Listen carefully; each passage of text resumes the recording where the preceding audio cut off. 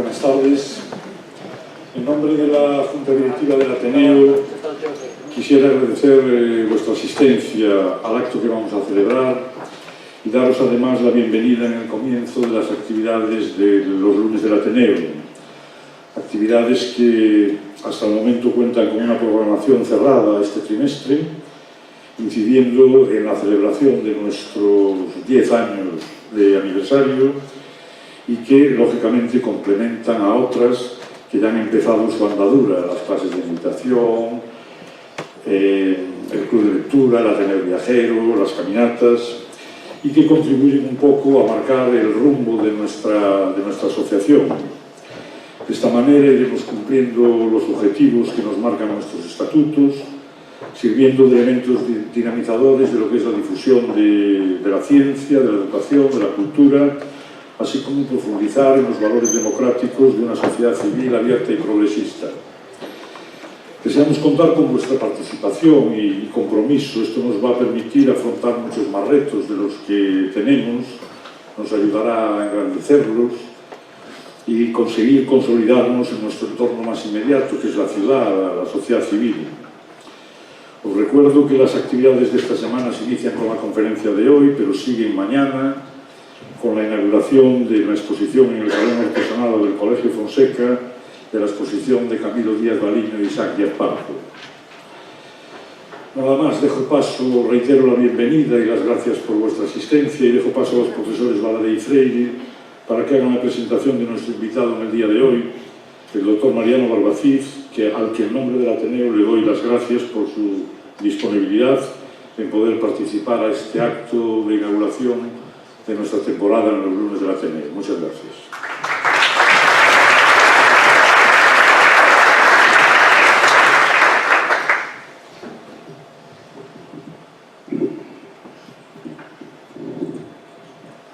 É para mí unha honra presentarle a vostedes ao Dr. Mariano Barbacid, un investigador pioneiro no estudo dos mecanismos moleculares envoltos na sedación do cáncer.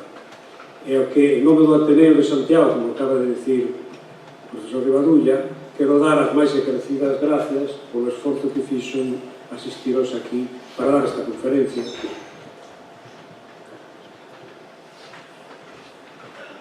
Hace más de 30 años, en tiempos en los que eran desconocidos los mecanismos moleculares implicados en la transformación de la célula normal en célula cancerosa, el doctor Barbacid se hizo mundialmente famoso al publicar en 1982 un trabajo en el que se demostraba que mutaciones puntuales de nucleótidos de las secuencias del ADN, de genes relacionadas con la actividad de crecimiento de las células, eran responsables de su transformación cancerígena. A partir de entonces, numerosas publicaciones confirmaron el descubrimiento de Mariano, haciéndose evidente que alteraciones estructurales de genes implicados en la división de las células y en su control, los denominados oncogenes y genes supresores, eran responsables de la división incontrolada de las células, es decir, en la generación del cáncer. El trabajo pionero de Mariano no fue más que el principio de una brillante trayectoria en su investigación del cáncer. Así, son muy notables sus aportaciones al conocimiento de los mecanismos por los que se conducen al núcleo de las células señales que propician su multiplicación incontrolada, así como la caracterización de actividades bioquímicas que dentro del propio núcleo se implican en la división celular y en su control. En los últimos años, su esfuerzo investigador se ha orientado también al estudio de las posibilidades de inhibición selectiva de las actividades de genes responsables de la promoción del cáncer. Un procedimiento en el que se propone el diseño de moléculas capaces de bloquear las señales tumorgénicas de las células y de cuya eficacia se puede derivar un gran valor terapéutico. Lo que, como veremos en su disertación, se denomina medicina de precisión, de trascendencia extraordinaria en la remediación del cáncer, junto con la inmunoterapia. Aunque estos procedimientos, estas estrategias, tienen tremendas dificultades y no siempre, como veremos, son fáciles de aplicar. En estos días tenemos una prueba de la importancia de estas estrategias con la concesión del Premio Nobel a investigadores que trabajaban en el procedimiento de remediación por medio de estrategias de inmunoterapia. La actividad investigadora de Mariano Barbacid está recogida en más de 310 publicaciones en las revistas más notorias de la ciencia, de la bioquímica y la biología molecular. Tiene un índice H, de 113, más o menos.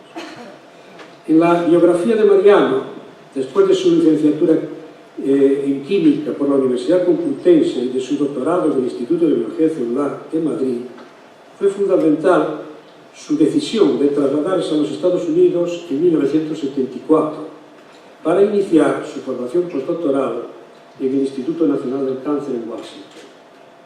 En él, después de 4 años, formó su propio grupo de investigación. Por aquellos años, en 1977, yo conocí a Mariano en una reunión navideña tenida en Washington por investigadores que en aquellos tiempos estábamos trabajando en el área de New Jersey, New York, en el propio Washington. Desde entonces, encuentros en diferentes congresos y la acogida en su laboratorio de uno de mis mejores alumnos de doctorado, José Bustelo, han mantenido nuestra amistad. La calidad científica de Mariano propició que en 1988 su contratación por la multinacional Bristol Myers como vicepresidente de la sección de oncología clínica.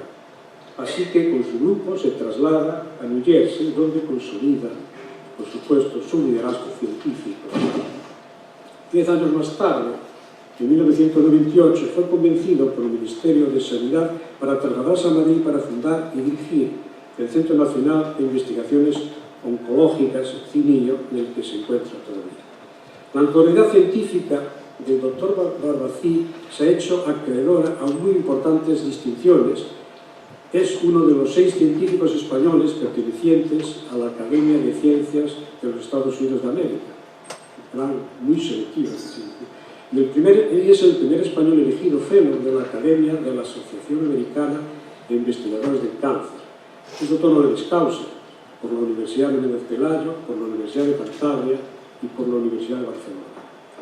Entre las distinciones internacionales destacan la medalla Bruck, concedida por Milán en 2017, la medalla de honor de la Agencia Internacional del Cáncer, concedida por Francia en 2007, y los premios Charles Brubaker, concedido por Suiza en 2005, por ICSE Viena en 1994 y el premio Joseph Steiner, concedido por Suiza en 1988, así como el Rhodes Memorial Award de la Asociación Americana de Investigaciones del Cáncer, concedido en 1980.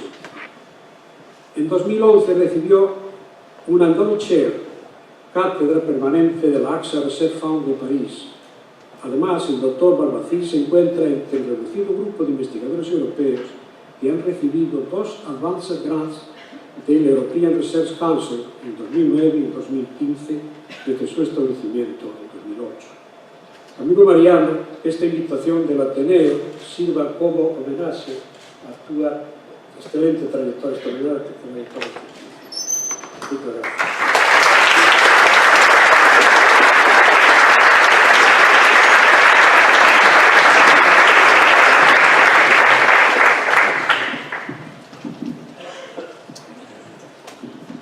Buenas tardes. En primer lugar, es un placer volver a esta hermosa ciudad de Santiago de Compostela. Cuando mi buen amigo Manolo Freire me escribió, para mí es más fácil contactarme por email que por teléfono, pues me agradó mucho poder volver a verle y poder volver a esta ciudad. Así que quiero agradecer al Ateneo y a sus directivos el cursar esta invitación y permitirme esta tarde dirigirme a ustedes y volver a ver a algunos amigos. Así que lo que hoy pretendo hacer es hablar de la medicina de precisión, que es un término que acuñó el presidente Barack Obama en enero de 2015 y que en realidad lo que pretende hacer es dar un nombre a una medicina cada vez más avanzada cada vez más basada en el conocimiento de los mecanismos que influyen en la enfermedad y por consiguiente que haya un mejor resultado para una población que cada vez vamos envejeciendo más y por consiguiente vamos a tener más necesidad de una mejor medicina. En mi caso, evidentemente, la medicina de precisión a la que yo me refiero es a la oncología, la medicina de precisión y cáncer. Me van a permitir que empiece con unos conceptos quizá demasiado básicos para esta audiencia, pero creo que nunca viene mal recordar que el cáncer, aunque lo definamos en castellano y bueno, de hecho en la mayoría de las lenguas occidentales en singular, en realidad no es un conjunto, no es una única enfermedad, sino un conjunto de enfermedades y de enfermedades muy diversas. De hecho, depende de quién pueda hacer esta división, ya sea un patólogo, ya sea un oncólogo, puede decirse que puede haber hasta 200 enfermedades distintas abarcadas dentro de este término colectivo que utilizamos como cáncer, pues dependiendo del tipo de célula que se transforme, dependiendo del órgano de donde se origine. Y ahora que en la última década se ha avanzado tanto gracias a la secuenciación del genoma humano, que ha hecho que la tecnología de secuenciación, lo que antes nos costaba muchísimo secuenciar, hoy en día pues en unas horas te secuencian todo un genoma y se han secuenciado miles de genomas de tumores, podemos afirmar que no hay dos tumores idénticos, es decir, que su contenido de mutaciones no hay dos tumores idénticos, podrán ser muy parecidos, pero su contenido mutacional es único. El cáncer, evidentemente, no es la enfermedad más frecuente en el mundo occidental, pero sí es la que tiene mayor morbilidad y es también por incidencia la segunda. Pero dentro del concepto que les avanzaba o que estábamos tratando de la gran variedad de tumores, creo que esta diapositiva pues es bastante gráfica, es decir, tiene el cáncer de mama, espero que esto funcione. Yo soy de Mac, entonces aquí se ve la flecha. Se ve la flecha, que ya ven ustedes más que yo. Aquí ahora ya la veo. Ven que el tumor más frecuente, mayor incidencia, es el cáncer de mama, a pesar de que solo ocurre en la mitad de la población. Después, en igualdad de sexos, tenemos el cáncer de pulmón, seguido por próstata, solo nos corresponde a los hombres, y luego seguido por carcinoma de colon y recto. Perdón, ¿qué era esto? Voy a pasar la diapositiva. Estos cuatro tumores, cuatro tipos de cáncer, abarcan prácticamente la mitad de los cánceres, al menos en todas estas estadísticas que les estoy dando a ustedes son de Estados Unidos, porque en la Unión Europea es complicado, porque cada país tiene sus propios récords y es más complicado hacer estadísticas. Así que todo lo que les voy a contar es sobre Estados Unidos, pero bueno, las incidencias y los casos en la Unión Europea son muy parecidos. Entonces tenemos que cuatro tipos de tumores abarcan fundamentalmente el 50% de la incidencia y van por este orden que les he dicho antes: mama, pulmón, próstata, colon y recto. Pero si vemos la mortalidad, los porcentajes y los tipos de cáncer varían. En primer lugar, el tumor que produce más mortalidad es el cáncer de pulmón, tanto en hombres como en mujeres. De hecho, ya en Estados Unidos fallecen muchas más mujeres por cáncer de pulmón que de mama. Y después le sigue colon, después ya una distancia bastante grande, como pueden ver en la diapositiva, le sigue colon y recto, y aquí aparece páncreas. Páncreas, a pesar de ser un tumor muchísimo más raro, también hace 2 años ya, en Estados Unidos, ya había más fallecimientos por cáncer de páncreas que por cáncer de mama. Ahí está más o menos en un 7%, pero ya hay más fallecimientos en este momento de cáncer de páncreas que de cáncer de mama. Por lo tanto, cuando hablamos de cáncer, realmente no tiene sentido hablar solo de cáncer, porque hay que decir de qué, al menos del órgano, y luego ya si puede ser el subtipo también es importante, porque por ejemplo no es lo mismo un cáncer de pulmón microcítico que uno no microcítico. Tienen tratamientos completamente distintos, orígenes completamente distintos y la enfermedad progresa de forma completamente distinta. Por lo tanto, hoy es importante que a medida que nos vamos haciendo más cultos y como hablábamos antes, la cultura no solo se aplica a las humanidades sino a la ciencia, pues cuando hablemos de cáncer le pongamos por lo menos primer apellido y si puede ser segundo apellido todavía mejor para saber de lo que estamos hablando. ¿Cómo ha variado la incidencia del cáncer en los últimos 25 años? Se habla mucho de que si la dieta, que si la polución, que realmente ha variado mucho el cáncer en los últimos 25 años. Voy a mostrar muy brevemente 4 tipos de cánceres, los dos extremos. Los cánceres indolentes, donde hay una supervivencia a 5 años. Como saben, el cáncer se mide, los tratamientos se miden en supervivencia a 5 años. En mama ya se está empezando a medir en los ensayos clínicos de supervivencia a 10 años, porque a 5 años realmente es difícil poder evaluar que un tratamiento sea mejor que los tratamientos existentes, pero en general digamos que se mide a 5 años.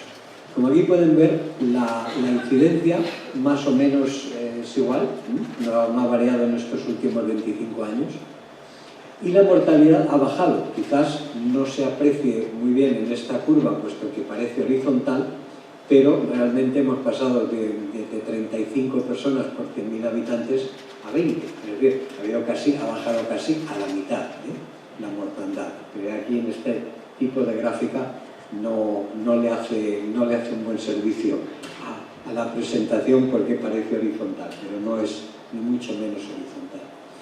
Próstata, que es el otro gran cáncer hormonal, el otro gran cáncer, digamos, indolente, o más indolente dentro de lo que es un cáncer, es el cáncer de próstata. Aquí ha habido una disminución en la incidencia y les he de reconocer que no sé exactamente cuáles son las causas. Yo no trabajo en este tipo de tumor, pero lo cierto es, los datos son los datos, y aquí también ha habido una disminución, a pesar de lo plano de la curva y la mortalidad, también ha habido una disminución de prácticamente, se ha reducido a la mitad la mortalidad en este tipo de cáncer. Un cáncer intermedio es colon. En colon sí que sabemos, o por lo menos sé, por qué ha disminuido la incidencia. El uso de la colonoscopia, el que cada vez sea, no es lo más agradable que pueda hacer uno un fin de semana, pero tampoco es tan grave hacerse una colonoscopia a partir de los 60 años. Eso hace que haya disminuido muchísimo la incidencia, puesto que si tienes un pequeño pólipo, pues te lo extirpan y no hay mayor problema. Y aquí también ven que la mortalidad ha disminuido muy considerablemente. Es decir, que prácticamente en todos los tumores, en estos 25 años, tanto en Estados Unidos como en la Unión Europea, la mortalidad ha descendido considerablemente.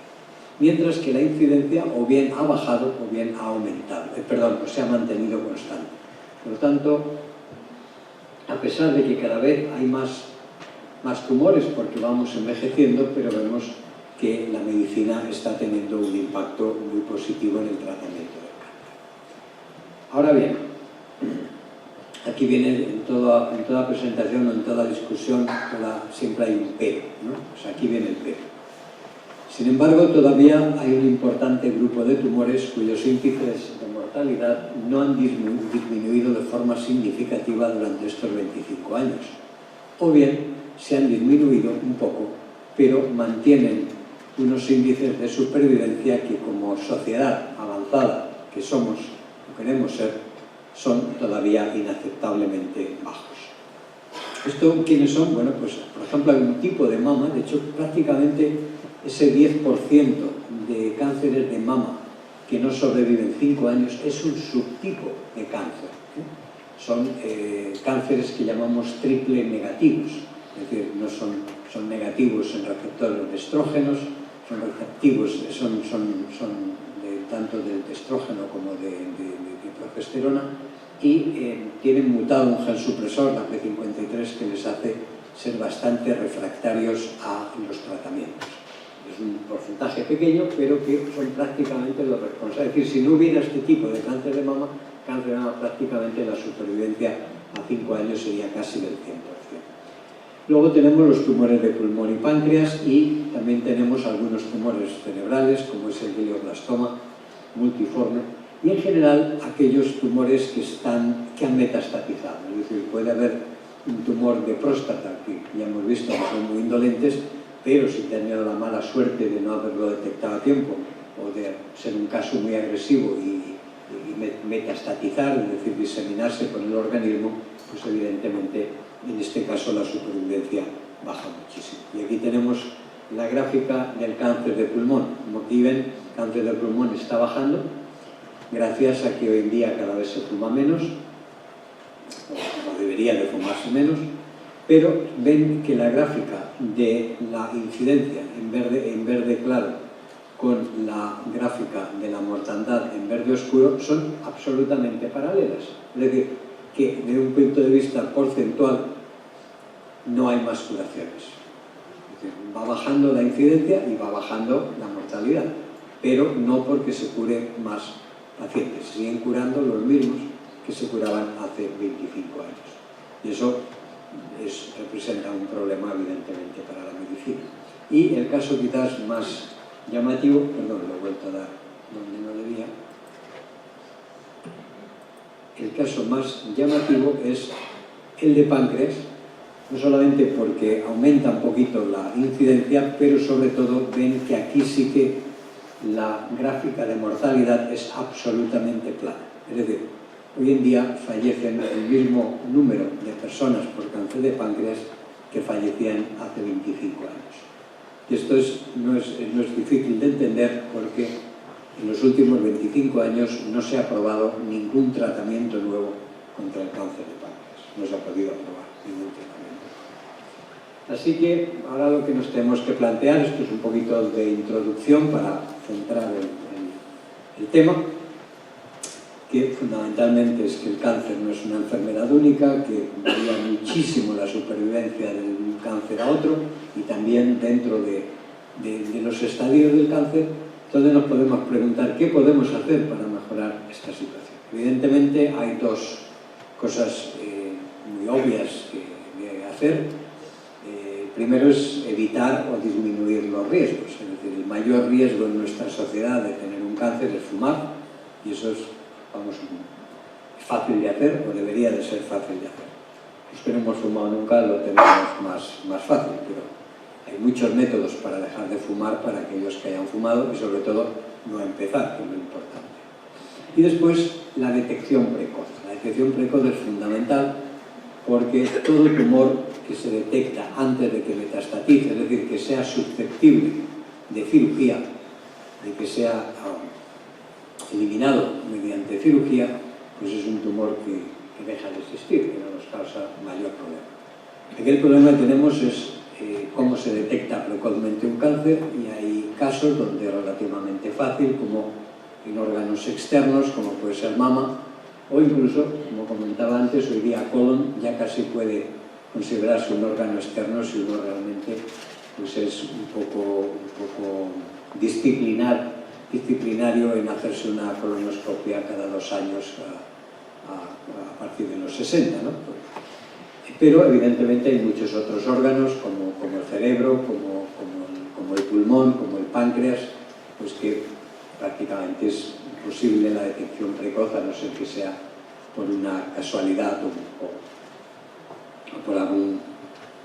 No es algo que pueda uno poder prever, ¿no? Y es importante entender que, si bien uno puede disminuir riesgos, por ejemplo, un área que no he mencionado son las enfermedades crónicas o los daños crónicos, como por ejemplo pues una pancreatitis.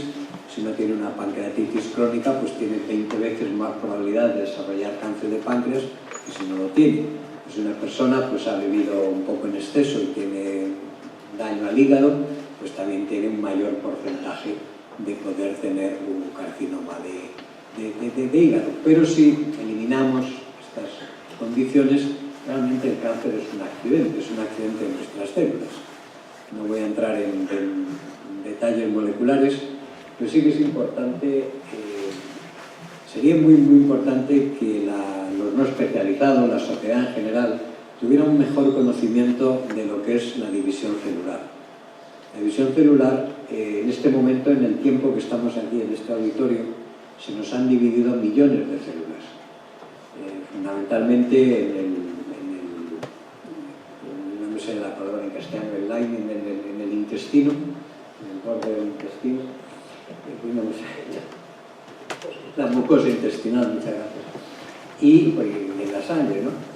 Y cada vez que una célula se divide, hay que copiar 3.000 millones de letras.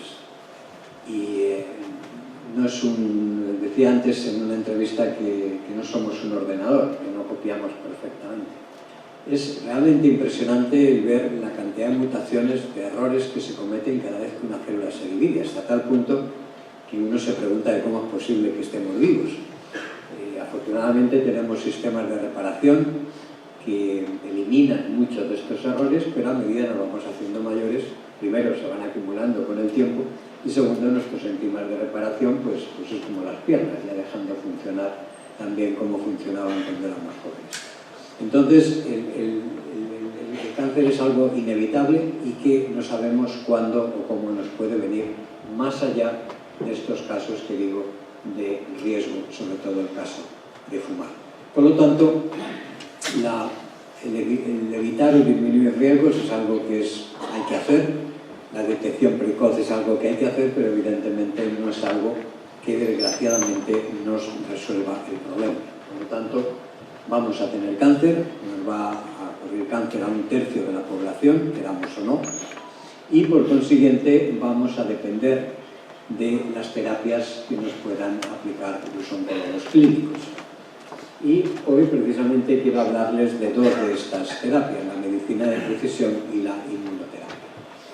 La medicina de precisión nace, por decir, aunque el término nace, como les he dicho antes, hace 3 años, el concepto de la medicina de precisión o los tratamientos personalizados o tratamientos selectivos nace en el año 98, cuando por primera vez se aprueba un anticuerpo monoclonal llamado Herceptina, no es el término comercial, es el término científico, que desarrolla un amigo mío, Axel Ulrich, en Genentech.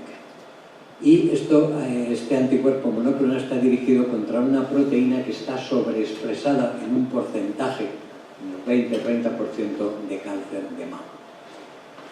Hasta entonces, todos los agentes antitumorales, voy a pasar, me he adelantado hasta entonces todos los agentes antitumorales es lo que conocemos como la quimio, los agentes citotóxicos que en realidad matan a las células tumorales igual que a las normales, o a las normales igual que a las tumorales, con la excepción de lo que llamamos una pequeña ventana terapéutica, es decir, matan un poquito mejor a las células tumorales, pero también matan a las normales. Lo que es más triste y complicado para un científico es que no sabemos por qué. Por ejemplo, mucha gente aquí habrá oído hablar de los taxanos, habrá oído hablar de Taxol, Paclitaxel. Es decir, hay cantidad de moléculas de esa clase de taxanos que no pueden utilizarse en la clínica, simplemente porque no tienen ventana terapéutica, es decir, no matan a las células tumorales más eficientemente que las normales. Pero todavía no sabemos por qué Taxol, Paclitaxel, el nombre científico, por qué tiene esa ventana terapéutica. No lo sabemos. Conocemos su mecanismo de acción, pero no sabemos por qué puede utilizarse en la clínica. Pero lo cierto es que los efectos secundarios, eso sí que los conocen todos los que han tenido la necesidad de utilizar estas terapias. Estas terapias se siguen utilizando en la clínica, es decir, no hay ningún problema en que el oncólogo las dé, porque el oncólogo las tiene que dar, las tiene que aplicar cuando no hay nada mejor. Y todavía, para la gran mayoría de los cánceres, hemos de admitir que todavía no hay nada mejor. Te digo, este cambio conceptual, este cambio cualitativo que empieza en el año 98 con Herceptina, sigue en el año 2001 con un inhibidor selectivo para un oncogen que se llama BCR-ABL, BCR-ABL en inglés, y que está mutado en un tipo de leucemia, la leucemia mielógena crónica. Y este fármaco se llama Glivec. Pues yo tengo una anécdota a este respecto, porque yo fui del grupo que asesoró a la gente que estaba en Ciba-Geigy, que ahora es Novartis, para que trabajara en esta diana molecular, y cuando me fui a Bristol me puse a trabajar en ello, ¿no? Pero lógico. Entonces la gente de business no me dejó, porque decía que esto no iba a generar más de 300 millones de dólares, ya que la leucemia mielógena crónica pues es un tumor muy poco frecuente. Hoy en día Glivec le reporta a Novartis 4.000 millones de dólares, porque lo que aquel personal de business no tuvo presente es que la gente que toma Glivec lo toma durante toda su vida, porque afortunadamente no se muere. Y entonces las ventas son mucho más elevadas de lo que pensaron en su día. Así que estuve cerca de Glivec, pero se me escapó. Pero vamos, me alegro por mis colegas de Novartis que lo consiguieron sacar, ¿no? Entonces, desde entonces, en las últimas, lo llevamos de siglo, puesto que esto, como pueden ver por las fechas, pues fue a principios de siglo, pues con el cambio de siglo, pues ya prácticamente todos los fármacos han sido dirigidos contra dianas moleculares. Una excepción, y estando en Galicia, hay que recordar al fármaco de Farmamat, Yondelis, que es un fármaco citotóxico, pero que bueno, tiene una actividad muy limitada contra sarcomas. Creo que prácticamente ha sido, quizás, si no el único, uno de los últimos que se han desarrollado. Entonces, ¿qué retos tiene la medicina de precisión? Bueno, en primer lugar, el cáncer, como ha dicho mi buen amigo Manolo Freire, nosotros y otros dos grupos americanos, al mismo tiempo descubrimos la primera mutación en cáncer humano. En aquella época era impensable saber qué otras mutaciones había. Hoy en día esto ahora se puede hacer en 24 horas con un coste de unos 600 euros.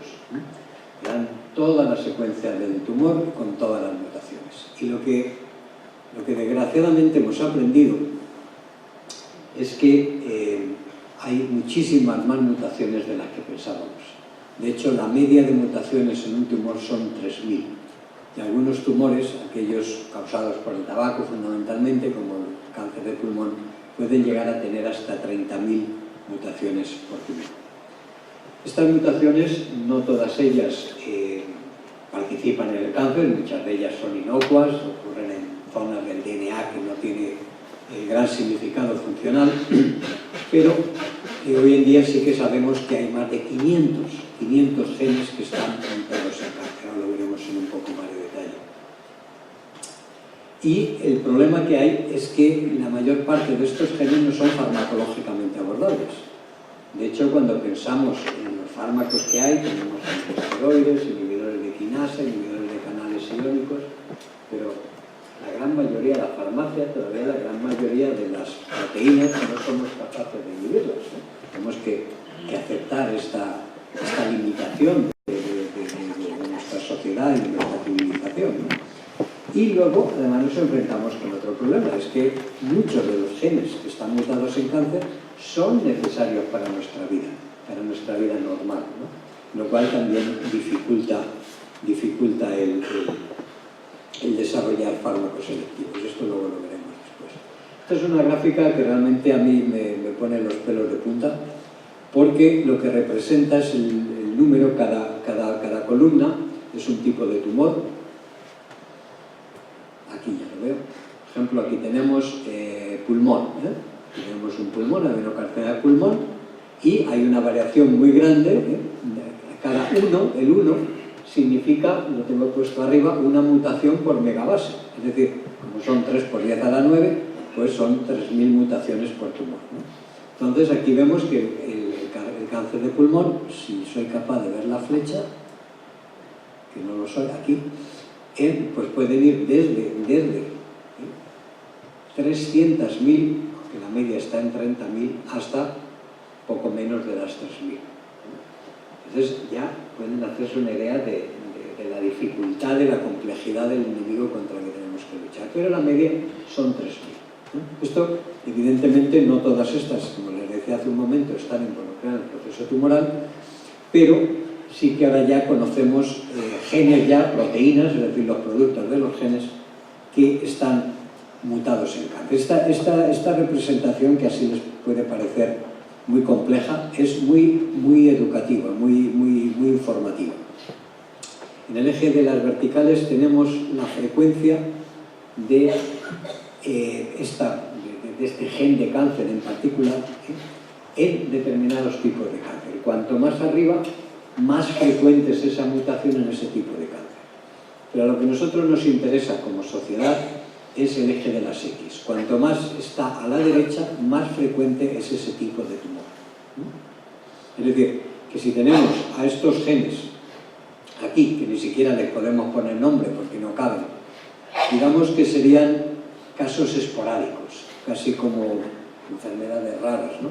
Es decir, un gen que se activa muy de tarde en tarde en un tumor muy poco frecuente. Estos, evidentemente, la industria farmacéutica no va a desarrollar inhibidores porque no sería... Desarrollar un inhibidor puede costar entre 300 y 1.000 millones de dólares, con lo cual, digamos que eso no tendría sentido. Lógicamente, donde tenemos que estar interesados es en la otra punta, del otro lado, es decir, aquellos genes que aparecen más frecuentemente mutados y en tumores frecuentes. Como no lo leen, lo voy a aumentar. Estos simplemente son el nombre de los genes, no hace falta que... Lo mismo da el nombre que tengan uno u otro. Pero lo que sí es muy importante es lo que les voy a mostrar ahora.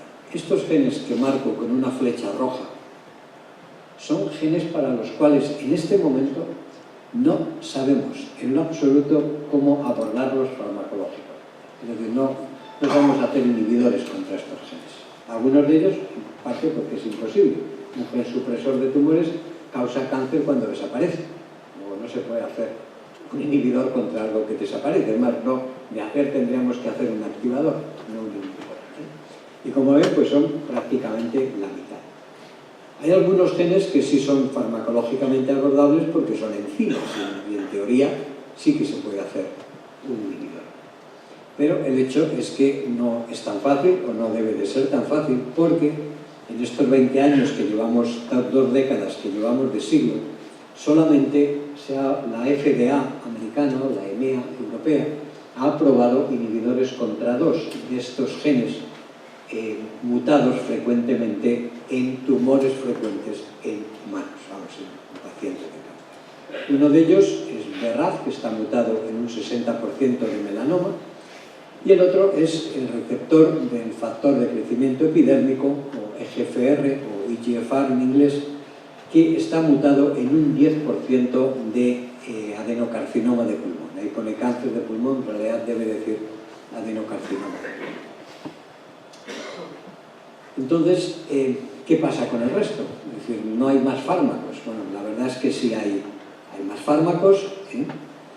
Gracias a la secuenciación masiva de los genomas se han podido identificar otros genes que, si bien son menos frecuentes o están en tumores menos frecuentes, sí son susceptibles de ser intervenidos farmacológicamente y obviamente la industria está interesadísima en hacer estos fármacos porque si Gliber, que solo es selectivo contra la leucemia mielógena crónica, es capaz de generar 4.000 billones, pues imagínense un fármaco que fuera muy efectivo contra el cáncer de pulmón, que luego de hecho hablaremos de ello. Entonces, bueno, aquí está simplemente una lista que hice hasta 2016, la tengo que actualizar, pero concretamente les voy a contar una anécdota, y es que en el año 85, en mi laboratorio aislamos un oncogen, que era una fusión en el cromosoma 1 y que, bueno, no volvimos nunca a encontrar. De hecho, este gen que se llama TRAC resultó ser un receptor de las neurotrofinas y tener una función importante en el sistema nervioso, el desarrollo del sistema nervioso. De hecho, para ser más específicos, como anécdota, hicimos un ratón que no tenía este receptor y no tienen dolor ni sensación de calor. Este es el gen que es necesario para las neuronas nocipépticas. y si te quitas el gen, el ratón no tiene dolor ni tiene sensación de calor. Bueno, como anécdota, entonces, bueno, pues de hecho dejamos de trabajar en ello, pues nunca trabajamos como cáncer. Cuando este año, a principios de año, abro el New England. New England es la revista más prestigiosa dentro del mundo clínico, y me encuentro con este trabajo, que hay un inhibidor, que hay una compañía que ha hecho este inhibidor que se llama Larotrec-TD, que es un inhibidor selectivo de TRAC. Y dije yo, pero bueno, si esto no tiene futuro. Bueno, es que resulta que el 1% de los tumores tienen mutaciones en TRAC. Lo que pasa es que no están concentradas en un tipo de tumor. Pero esto sería muy importante, hacer una persona que tiene un cáncer cualquiera, hacerle la secuenciación genómica y, si da la casualidad, un 1% de que tiene una mutación en este gen, pues darle este fármaco y le puede salvar la vida. Como anécdota, ¿no? O sea, porque no solamente son aquellos genes que están más mutados, más frecuentemente mutados y en tumores más frecuentes, los que despiertan interés de la industria farmacéutica y de la medicina al mismo tiempo. Y el último reto que les quiero mencionar hoy de la medicina de precisión es que la medicina de precisión, hasta ahora los fármacos son mucho mejores que los citotóxicos clásicos, pero todavía no son perfectos. Entonces, hasta ahora la medicina de precisión ha tenido que ir de uno en uno. Es decir, todavía no, salvo en algún caso aislado, todavía no se pueden combinar 3 o 4 fármacos al mismo tiempo. Se pueden ustedes imaginar que un tumor que tenga 10 o 15 mutaciones importantes, atacarlo con un fármaco, pues es un poco primitivo. O sea, esto ahora lo vemos como un avance. Esto en 30 años lo veremos como algo primitivo, ¿no? Porque resulta poco lógico atacar una enfermedad que tiene 10, 15, 20 mutaciones importantes, que tiene un papel directo en el cáncer, atacarlo con un fármaco solo. Pero hasta el momento es lo que podemos hacer. Entonces, ¿qué es lo que pasa? Que se desarrollan resistencias muy rápido. Aquí tienen ustedes una curva de supervivencia, vamos a ver si consigo aquí llevar, donde en la línea azul es un tratamiento con citotóxicos clásicos, en adenocarcinoma de pulmón con mutaciones en este gen que les hablaba antes, en el receptor del factor de crecimiento epidérmico, y aquí vemos la curva roja, que es con un tratamiento con un inhibidor selectivo. Aquí hay, como decimos en inglés, good news y bad news, buenas noticias y malas noticias. Las buenas noticias es que, como ustedes pueden ver, la media sobrevive mucho más tiempo. Las malas noticias es que al final la curva baja, ¿no? Entonces, esto es porque se producen resistencias, y de hecho ya están saliendo muchos nuevos inhibidores de esta molécula, que lo que hacen es atacar a las resistencias, pero vuelven a salir resistencias. Quizá un caso más llamativo es el caso del melanoma metastático, con esta mutación en el gen BRAF, que también ven cómo pasa de una media de menos de 2 meses a una media de 6 meses, pero volvemos a lo mismo. Al final, las dos curvas coinciden en el eje de las X. Y como dice el proverbio chino, que una imagen vale más que 1000 palabras, aquí tienen ustedes un enfermo con un melanoma metastásico, que tenía una mutación en este gen. Este fue el compuesto que se ha desarrollado más rápidamente, desde que se descubrió esta mutación en el año 2002 hasta el año 2010, que se aprueba Bemurafenib. 8 años, una compañía pequeña de biotecnología llamada Plexicon. Se aprueba Bemurafenib y aquí tienen ustedes el resultado. En el paciente, a los 2 meses, si se acercan a la fotografía, ven que todavía se notan algunas melanomas, pero vamos, creo que la diferencia es bastante obvia, pero al año el paciente vuelve al punto de salida, es decir, se hace resistente y, más curiosamente, desgraciadamente, por mecanismos que todavía no conocemos bien, y desgraciadamente pues no deja de tener efecto.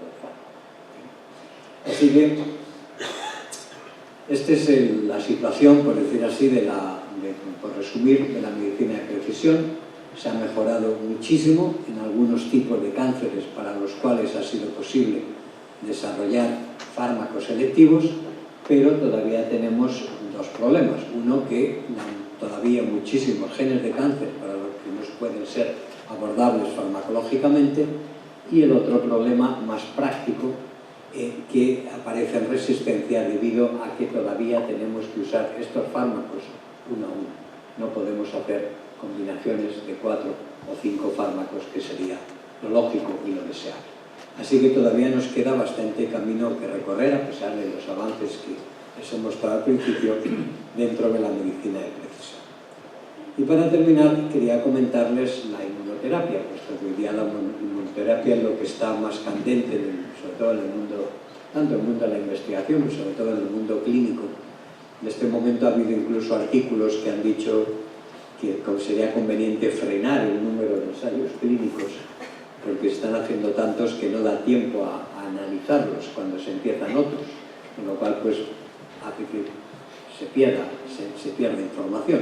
Hay más de 1000 en este momento, más de 1000 ensayos clínicos con estos agentes de inmunoterapia. Bien, vamos a ir a la parte, por decirlo así, más informativa, sin entrar en detalles. Y es que esto es algo de incluso cuando yo empecé a trabajar, incluso de mucho antes, que los oncólogos se preguntaban cómo es posible que nuestro sistema inmune sea capaz de rechazar un virus, una bacteria, pero que evidentemente son ajenas a nuestro sistema, no se reconocen como propias, pero en cambio no sea capaz de rechazar a los tumores. Los tumores tienen 3000 mutaciones de media, es decir, tienen muchísimas proteínas, muchísimos antígenos que no están en nuestras células normales, que no son propios nuestros, que aparecen durante nuestra vida. ¿Cómo es posible que el sistema inmune no los reconozca? De hecho, durante unos años, no sé si esta noticia llegó a España, pero el doctor Steve Rosenberg, que se hizo popular porque era el médico de cabecera de Ronald Reagan, pues intentó, cuando se descubrió la interleuquina 2, dar interleuquina 2, es decir, potenciar el sistema inmune en los pacientes de cáncer. Aquello fue un fracaso porque la toxicidad era tremenda y solamente lo toleraban pacientes muy jóvenes, y aún así pues prácticamente no hubo curaciones. Entonces, lo que ha centrado la atención de los inmunólogos en la última década ha sido no tanto los mecanismos que activan el sistema inmune, sino aquellos que lo desactivan. Esto es algo que quizás para los que no somos inmunólogos, y menos aún para los que no están en el mundo de la biomedicina, sea algo que no hayan pensado, no lo hayan interiorizado. Y es que todos sabemos, cuando tenemos una infección, nuestro sistema inmune responde, ¿no? y la ataca. Pero quizás lo que no nos echamos no damos tanta cuenta es que nuestro organismo tiene que tener mecanismos para desactivar el sistema inmune. Porque si mantuviéramos el sistema inmune activado todo el tiempo, terminaríamos muriendo de enfermedades autoinmunes. El propio sistema inmune terminaría atacándonos a nosotros mismos. Es decir, que la naturaleza ha desarrollado unos sistemas, los cuales he de reconocer que desconozco, o conozco muy someramente, para activar ya sean el sistema inmune innato, macrófago, neutrófilo, sistema inmune inducible, linfocitos B, linfocitos T, cuando hay una enfermedad, un ataque por un virus o por una bacteria. Pero, al mismo tiempo, la evolución ha hecho que tengamos sistemas para que una vez que haya pasado esa infección, nuestro sistema inmune se desactive y vuelva a estar en un sistema, digamos, de stand-by. Y esto es lo que llamó la atención de los investigadores. Es decir, lo que han visto es que el tumor, que es bastante más listo que nosotros, toma prestado estos mecanismos de desactivación y expresa proteínas que le dicen al sistema inmune: tú desactívate, que no me haces falta. Y de esa forma se hacen invisibles al sistema inmune. Y eso es lo que han descubierto. Aquí, vamos a hablar aquí, tanto Jim Allison como Tasuku Honjo y otros investigadores, pero ellos fueron los primeros y que por ello acaban de recibir hace una semana el Premio Nobel de Fisiología y Medicina, lo que decidieron utilizar como estrategia terapéutica fue la inhibición de estas proteínas que están expresadas en el tumor y que mandan desactivarse a los linfocitos T, a los linfocitos CD8 citotóxicos. Les dicen desactivaros. Y están utilizando las mismas proteínas, los mismos mecanismos que utiliza nuestro organismo normal para desactivar al sistema inmune después de una infección. Esto es lo que llamamos ahora en inglés, que en castellano todavía a alguien se le tiene que ocurrir en la academia, se llamar a De la Concha, que me diga cómo se dice esto en castellano. Por el momento yo tengo que usar la palabra inglesa immune checkpoints, ¿no? Entonces, aquí está en la foto de Jim y de Honjo. El doctor Honjo no le conozco, a Jim Allison sí he tenido la ocasión de coincidir con él en algunos congresos.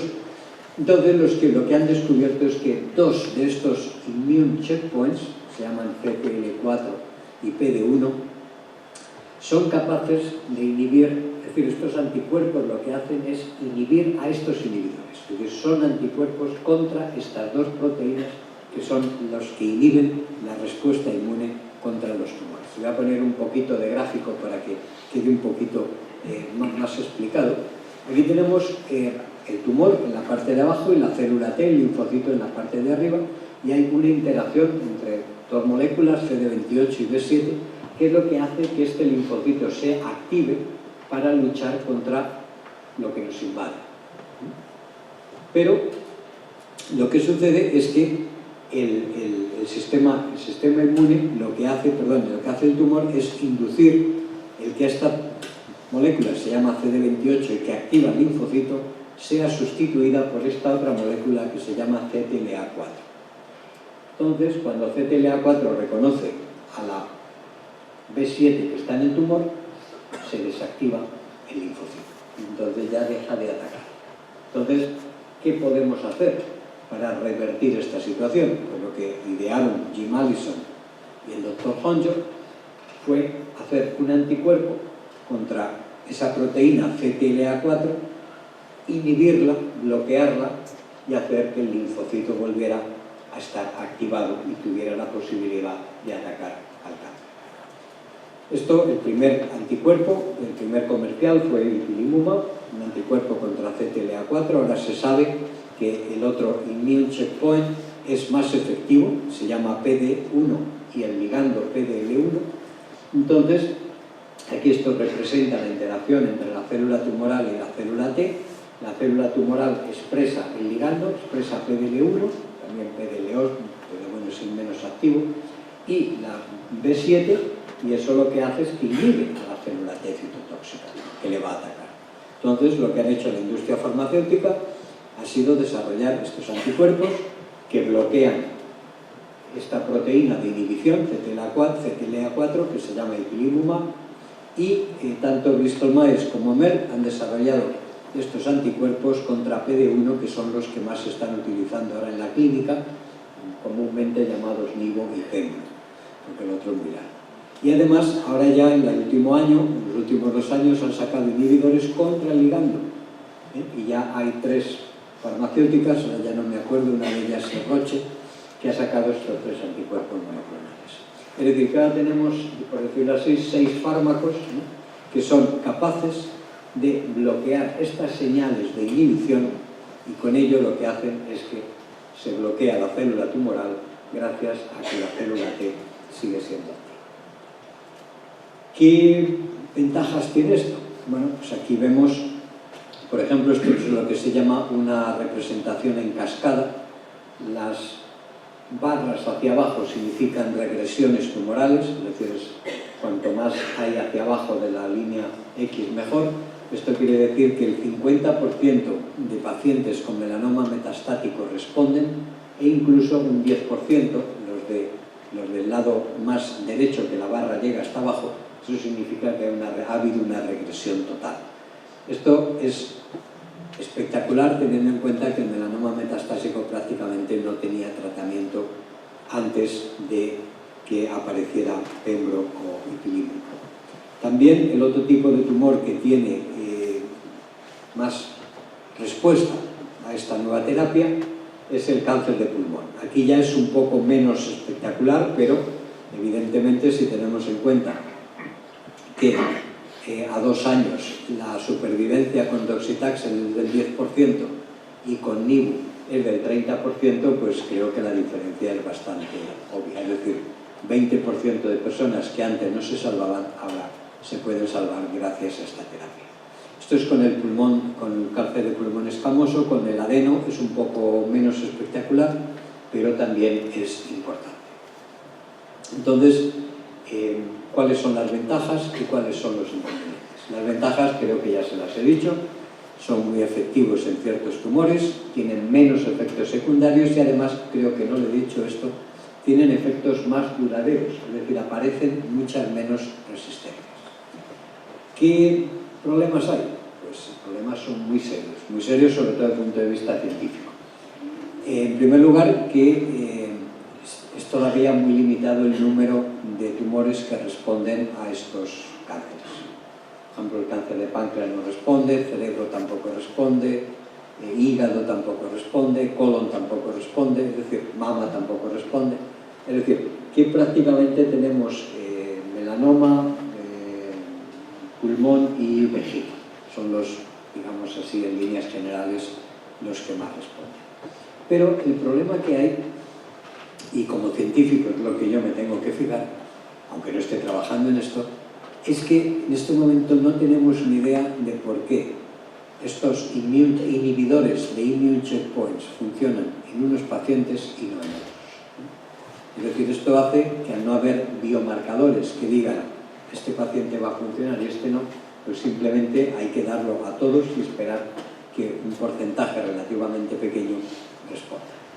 Y esto tiene un problema que no es baladí, aunque no es un tema que yo esté involucrado en ello, pero un tratamiento con estos fármacos cuesta cerca de 80.000 euros al año, al tratamiento. Con lo cual, esto evidentemente en un cáncer tan frecuente como el cáncer de pulmón, pues representa un reto bastante importante para la sanidad pública. Pero sobre todo, ya digo, como investigador, a mí lo que más me preocupa es no poder saber quién responde y no responde. Y luego también hay un problema, y es que hasta ahora los otros immune checkpoints han dado resultados negativos. Es decir, funciona muy bien, pero no sabemos. Entonces, por ahora nos quedamos con el que funciona muy bien, pero como investigador, lo importante para el futuro, para mejorar estos tratamientos, para hacerlos más extensivos, lo importante va a ser saber por qué funcionan en unos casos y no en otros. Así que, con esto, pues, volvemos a la incidencia del cáncer y saber que la mortalidad va bajando, saber que en los últimos 20 años ha habido un salto cualitativo en el tratamiento del cáncer, que hoy en día tenemos 2 opciones de futuro. Tenemos la medicina de presente y sobre todo de futuro. Tenemos la medicina de precisión y la inmunoterapia. ¿Cuál de ellas va a avanzar más? ¿Cuál de ellas va a ser más efectiva? Eso no se lo puedo decir. Pero hay algo que sí que les puedo decir y que no tengo ningún temor a equivocarme. Y es que si no seguimos investigando, no mejoraremos los tratamientos. Y esto sí que creo que vale para todos. Muchas gracias por su atención.